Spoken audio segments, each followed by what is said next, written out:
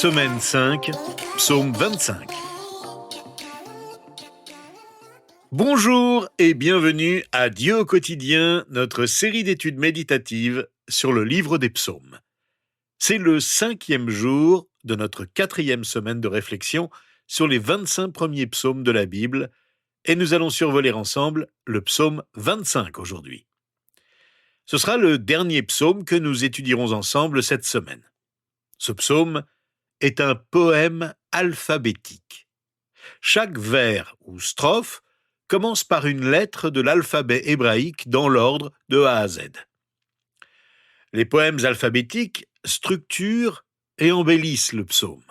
Ils donnent l'impression que le sujet du poème est traité en entier. Mais au-delà de cette beauté, écrire un psaume sous cette forme alphabétique le rend également plus facile à mémoriser, à réciter par cœur, et donc à mettre en pratique. La plupart d'entre nous ne lisons pas l'hébreu.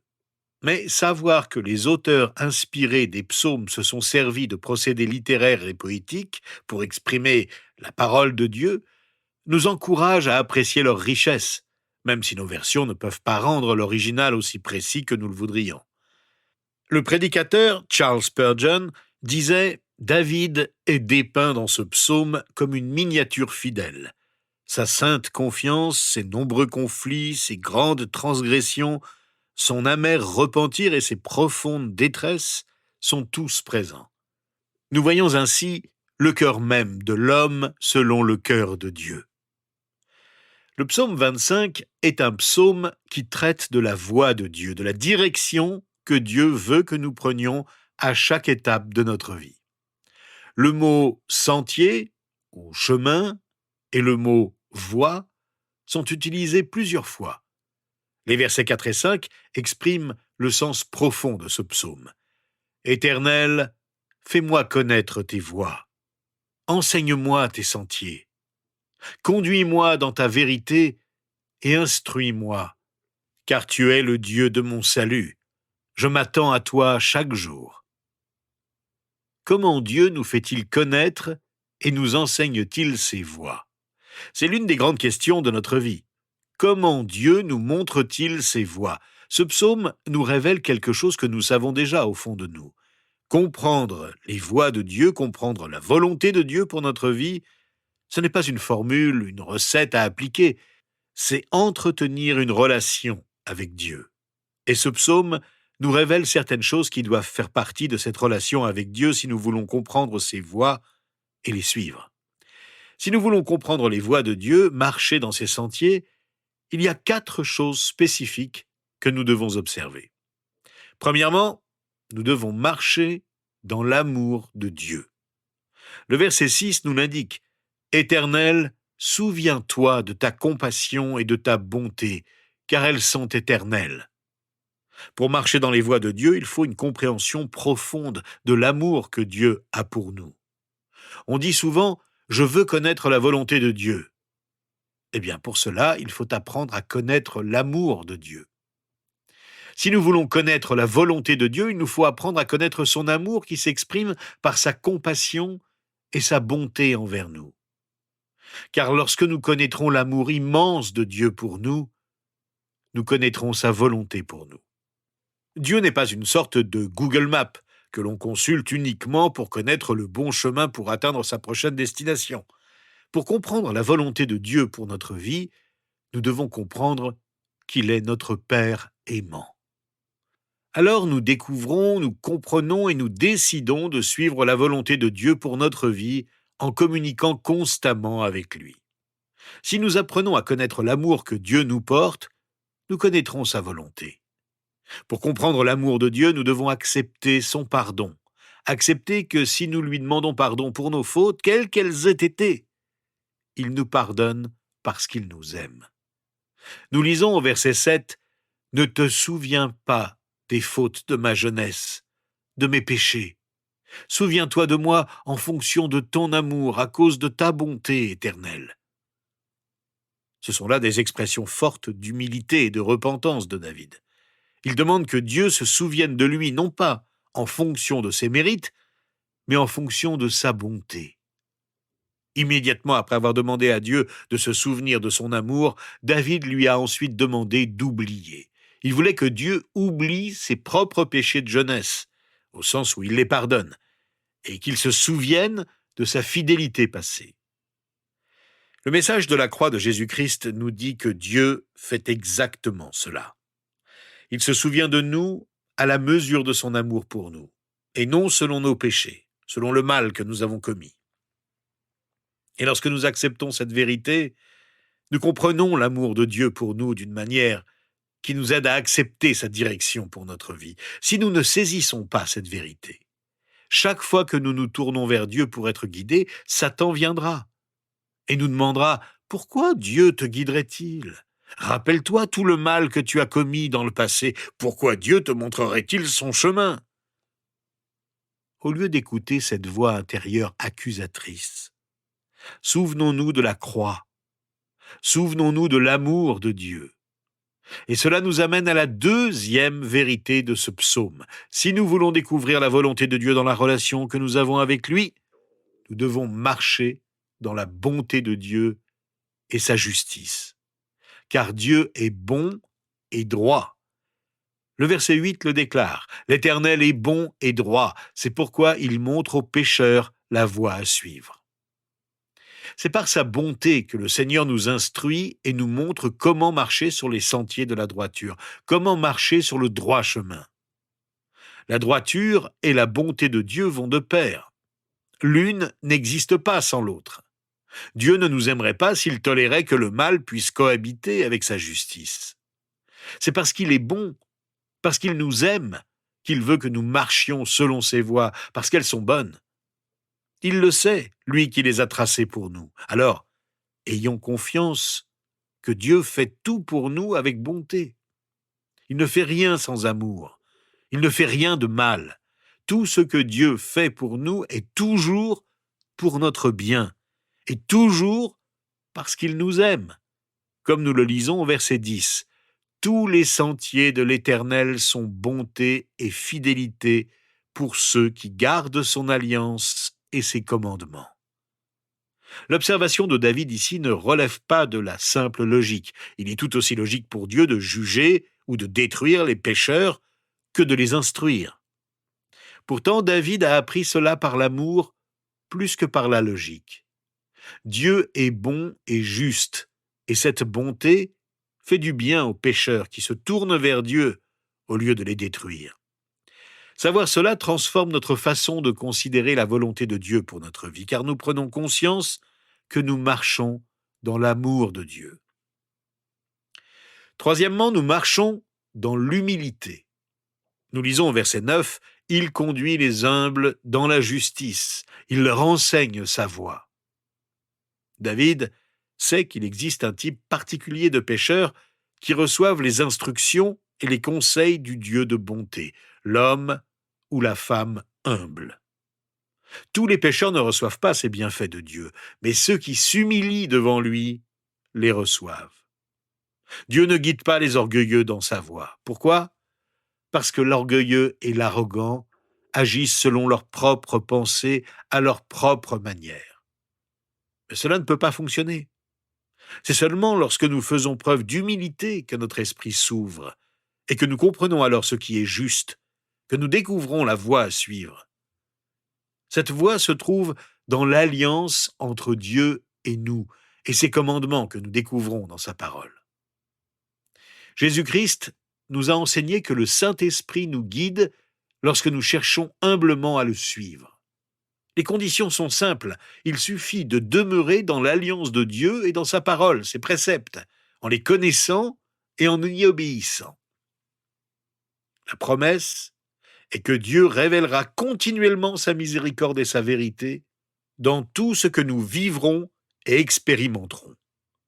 Imaginons un croyant découragé qui dit « Le chemin que Dieu me réserve est rude et terrible, du moins pour le moment. » David répond, fort de sa connaissance et de son expérience, « Tous les sentiers de l'Éternel sont bonté et vérité pour ceux qui demeurent dans son alliance et dans sa parole. Concentre-toi à nouveau sur son alliance et ses préceptes, et tu le constateras par toi-même. Alors que David rappelle à sa mémoire les fautes qu'il a commises dès sa jeunesse, il se tourne vers Dieu avec confiance et humilité. Au verset 11, il dit à Dieu, « C'est à cause de ton nom, Éternel, que tu pardonneras ma faute, car elle est grande. » Quelle belle expression d'humilité! David attend le pardon pour l'amour de Dieu et non pour lui-même. Il reconnaît humblement la grandeur de sa propre faute. Reconnaissons nous-mêmes la grandeur de nos péchés. Notre faute est l'ensemble des péchés que nous commettons. Elle est grande quand on considère contre qui elle est commise. Elle est grande quand on considère qu'elle est contraire à la loi juste, équitable et bonne de Dieu. Elle est grande quand on considère qu'elle est commise par ceux qui sont créés à l'image de Dieu. Enfin, notre faute est grande quand on considère son ampleur. Mais qu'est-elle comparée à la juste bonté de Dieu qui nous pardonne et nous donne la force de suivre son chemin, de nous guider sur ce chemin en vivant en relation constante avec lui. Enfin, quatrièmement, nous marchons dans la crainte du Seigneur. La Bible entière le répète, marcher dans la crainte de l'Éternel est une des clés de notre relation avec Dieu. David avoue ceci au verset 12 à 14 de notre psaume. « Quel est l'homme qui craint l'Éternel ? L'Éternel lui montre la voie qu'il doit choisir. Son âme reposera dans le bonheur et sa descendance héritera le pays. L'Éternel confie ses secrets à ceux qui le craignent. Il leur fait connaître son alliance. » David a rapproché l'idée d'humilité de celle d'une crainte respectueuse de Dieu. Les deux sont étroitement liés. La personne humble et respectueuse peut s'attendre à recevoir la direction et l'instruction de Dieu. La crainte du Seigneur ne consiste pas à avoir peur de Dieu. Il n'y a pas de peur dans l'amour. Donc craindre Dieu n'est pas avoir peur de lui. C'est plutôt être conscient de qui est vraiment Dieu. C'est prendre conscience de la grandeur, de la majesté et de la puissance de Dieu. C'est une profonde révérence pour le Dieu éternel, invisible. Nous ne serons jamais pleinement conscients de tout ce que Dieu est. Mais plus j'en prends conscience, plus je me rapproche de lui. Plus on est conscient de la véritable nature d'une personne, plus on se rapproche d'elle. On ne peut pas se rapprocher de quelqu'un en ayant une fausse image de lui. Dieu est le Très-Haut, le Tout-Puissant. On pourrait penser qu'être conscient de la grandeur de Dieu nous pousserait à l'éviter. Il est si grand que j'hésite à m'adresser à lui. Mais au contraire, Dieu veut nous attirer en sa présence. Le Seigneur se confie à ceux qui le craignent. Cette profonde révérence pour Dieu crée cet espace où nous savons que Dieu nous confie la vérité de ses promesses et comment les vivre au quotidien. C'est un sentiment d'amitié avec Dieu. L'amitié avec Dieu est réservée à ceux qui le révèrent. Le secret du Seigneur est avec ceux qui le craignent, nous rappelle que certaines réalités de la connaissance et de l'expérience chrétienne ne sont connues que par ceux qui ont reçu une vie nouvelle par l'Esprit de Dieu.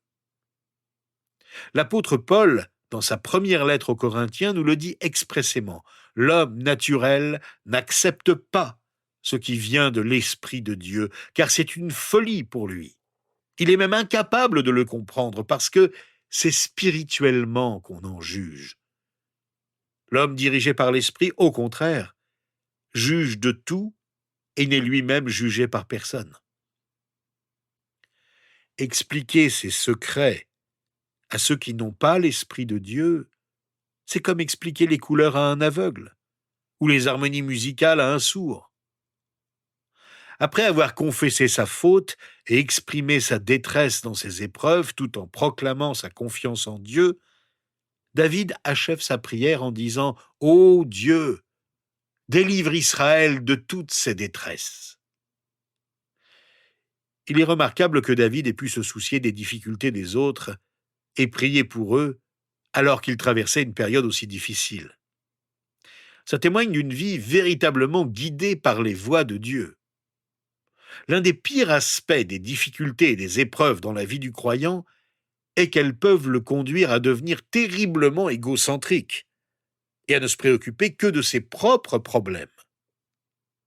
David, dans son humilité et sa révérence envers Dieu, a été guidé vers une meilleure voie. Alors que nous terminons cette étude, je vous invite à prier non seulement pour nous, mais aussi pour les autres. Seigneur notre Dieu et notre Père, nous nous approchons humblement de toi, avec le profond respect que nous te devons. Mais nous le faisons avec foi. Comme David, nous confessons notre grande faute, tous les péchés que nous avons commis depuis notre jeunesse. Nous te les apportons avec confiance, en sachant qu'au lieu de nous rejeter, ce sont nos péchés que tu vas jeter loin de nous et loin de toi. Nous ne méritons pas ton pardon, mais nous le recevons avec reconnaissance. Nous te confions toutes les décisions que nous avons prises pour notre avenir, comme celles que nous prenons jour après jour. Permets que nous agissions en faisant ta volonté. Aide-nous à mieux comprendre comment te suivre avec foi et dans la foi. Aide-nous à renoncer à faire ce qui pourrait ne pas te plaire. Instruis-nous par ta parole. Que ton esprit nous guide pour mieux la comprendre et l'appliquer au quotidien. Nous voulons toujours mieux vivre notre relation avec toi. Rétablis-nous lorsque nous trébuchons ou que nous ne suivons pas tes voies. Remets-nous toujours sur le droit chemin. Lorsque nous vivons des moments difficiles et traversons des épreuves pénibles, aide-nous à te supplier de nous délivrer sans jamais oublier d'être reconnaissant pour tout ce que tu fais pour nous, pour tout ce que tu es. Aide-nous à te supplier aussi de prendre soin de tous ceux qui ont besoin de délivrance, de pardon, de ton aide dans les problèmes qu'ils doivent résoudre. Nous pensons aux membres de notre famille, de notre Église, de nos voisins. Rends-nous attentifs aux besoins des autres, que nous voulons aider autant que nous le pouvons. C'est en ton nom que nous te le demandons. Amen. Ici se termine notre étude méditative des 25 premiers psaumes de la Bible. Rejoignez-nous pour l'étude des 25 suivants dès la semaine prochaine.